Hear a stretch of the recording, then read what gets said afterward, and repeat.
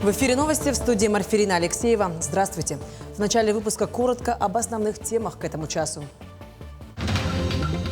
В селе Барагонцы у Сялданского улуса ввели 2 многоквартирных дома о программе переселения и ее реализации. Администрация Хангаласского улуса начала отчет перед населением за прошлый год. На что жаловалось население и какие предложения прозвучали. В городе Вилюйске продолжают работу отделения Якутского медколледжа. Какие плоды принесло новое отделение и сколько студентов сегодня обучается. Водоканал начнет реализацию проекта по строительству водопроводных сетей в Мархе. Задачу по старту реализации проекта сегодня поставил глава Якутии А.С.Н. Николаев. Строительство первого этапа обеспечит жителей Мархи качественной питьевой водой. В этом году планируется разработка проектно-сметной документации и старт инженерных изысканий. Вторым этапом предполагается обеспечить водоснабжением жителей Сон-Цатал и микрорайон Северный. Кроме того, глава поручил завершить строительство водоузла «Звездный», который обеспечит эффективное водоснабжение для южной части Якутска. Землячество Мегина Кангалакского района и учащиеся школы номер 20 в Якутске возложили цветы барельефу героя Советского Союза Федору Попову. Именно в эту дату, 15 января 1944 года, указом Президиума Верховного Совета СССР Федору Кузьмичу посмертно было присвоено звание Героя СССР. Он в одиночку переплавился через Днепр у деревни Глушец, вступил в рукопашную схватку с фашистами, в траншеях захватил вражеский пулемет, открыл огонь и самолично уничтожил 70 врагов. Благодаря героизму якутского воина удалось удержать занятый плацдарм. О важности почитания подвига предков детям рассказали представители общественности Мегино-Кангалакского района. Кроме того, было анонсировано открытие памятника Федору Попова в Якутске, ставшего победителем республиканского конкурса. Это монумент выиграл команда. Они сейчас это готовятся, делает эскиз сделано. Еще сейчас на данный момент это подготовительные работы идут. Памятник будет установлен перекрестка Дзержинского и Федора Попова. Нынче там стоит сквер Федора Курнича Попова. Основы строевой и тактической подготовки, сохранения здоровья, военно-медицинской подготовки осваивают старшеклассники Сахагимназии.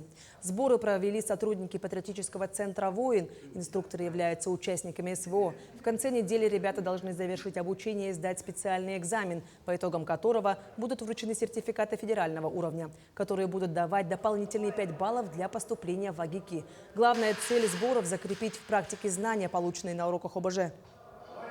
Учимся разбирать, собирать автоматы. В общем, мы, можно сказать, практикуемся, учимся знаниям, как нам выживать в диких лесах. И еще мы организовываем множество встреч и, можно сказать, улучшаем свои коммуникабельные качества для будущей.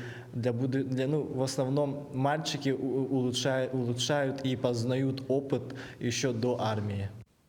В селе Барагонцы у Сялданского улуса ввели 2 многоквартирных дома. В целях улучшения жилищных условий более 1000 жителей в Мюрюнском наследии по федеральной программе переселения с аварийного жилья активно велось строительство. За прошедшие 5 лет построено 2 многоквартирных дома, на днях ввели еще 2.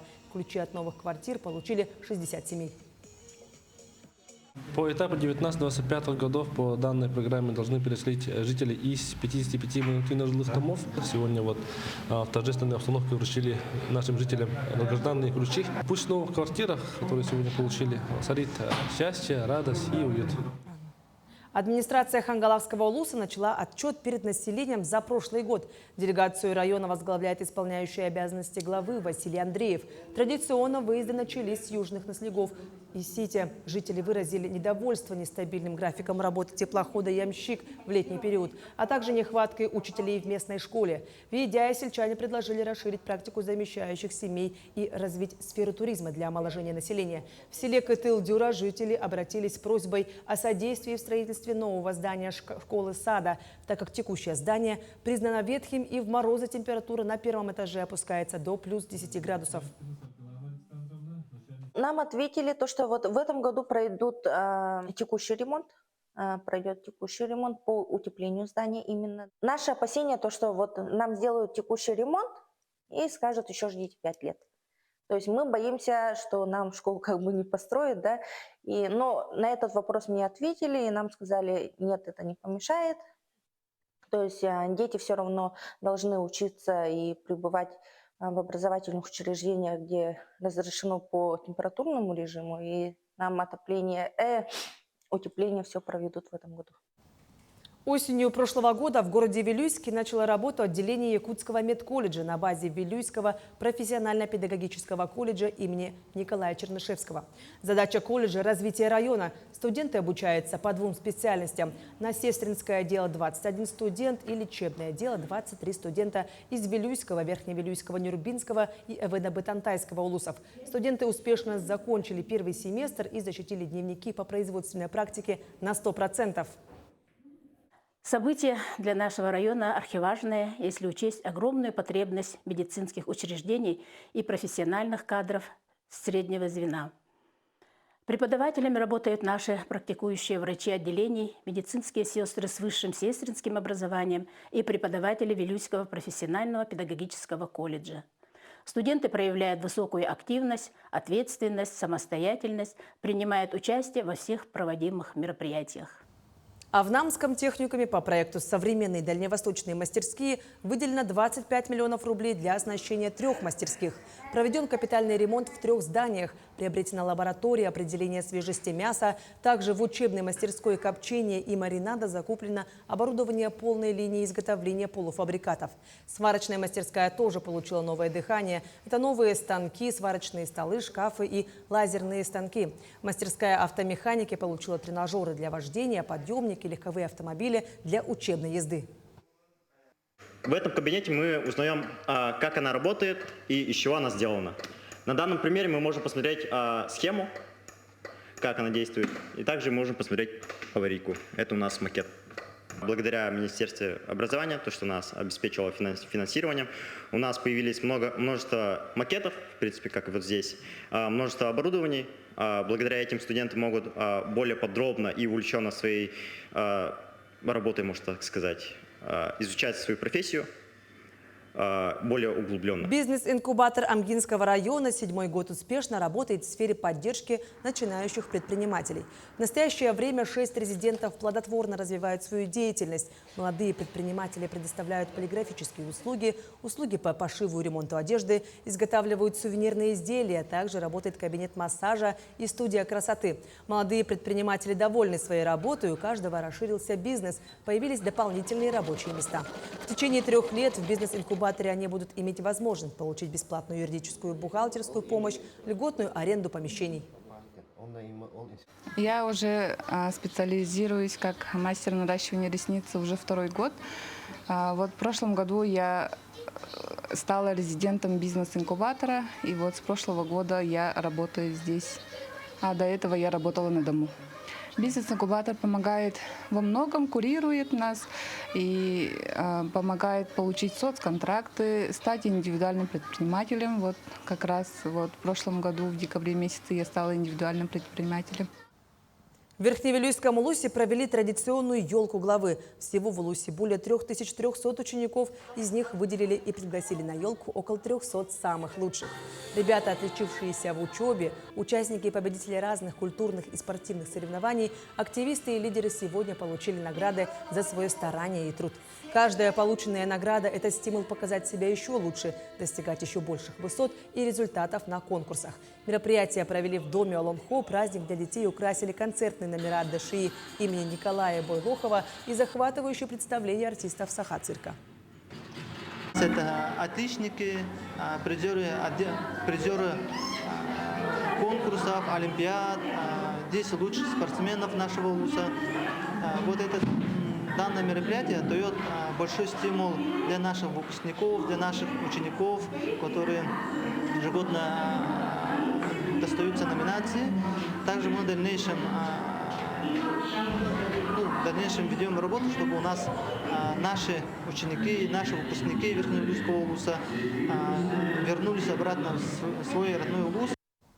Детский сад «Звездочка» в Алекминске вот уже почти 30 лет поддерживает уникальную традицию калядования по учреждениям города. Это не просто обход с песнями, а целая церемония, о которой мы подробнее узнаем у наших коллег. В 1998 году маленькие калядовщики впервые пришли в администрацию района. Тогда это было в диковинку. С тех пор ежегодно коляда приходит к жителям Алекминска. Но началось это в далеком 92 году, когда, в общем-то, пошел такой большой интерес именно к русской народной культуре. Были организованы семинары, проводились курсы, и мы тоже более целенаправленно стали заниматься в этом направлении. Мы разработали свою программу, стали апробировать авторскую программу «Родничок», и в 2001 году она у нас прошла экспертный совет здесь у нас в Улусе. Надо отметить, что в этом саду работают программы, разработанные с начала 2000-х. Что-то дополнили, но актуальность они не утратили и по сей день. Принимайте люди поздравления, день пришел всеобщего веселья. Короткие, средние, длинные, юные, молодые, старинные. Еще одна интересная программа, родившаяся от олекмоведения и получившая название «Мы разные, но мы вместе». Она начала работу в 2018-м. В 2018 году у нас была переработана, в 2003 году у нас была издана программа «Алекмоведение» для дошкольников. В 2018 году мы ее переработали, переиздали и внесли туда раздел «Мы разные, но мы вместе». Вот как раз это идет ознакомление с теми народностями, которые проживают у нас в Алекминском районе.